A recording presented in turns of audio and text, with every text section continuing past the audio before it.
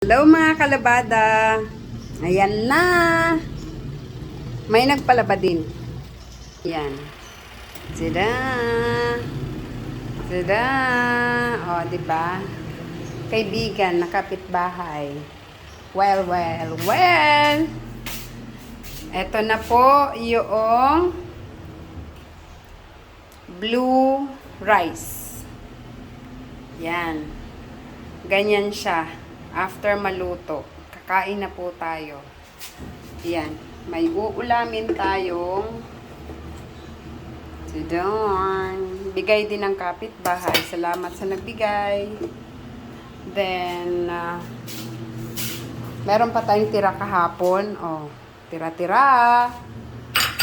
Yan. Salamat. Nang dahil sa blue tea, yan, healthy ko no tayo. Okay.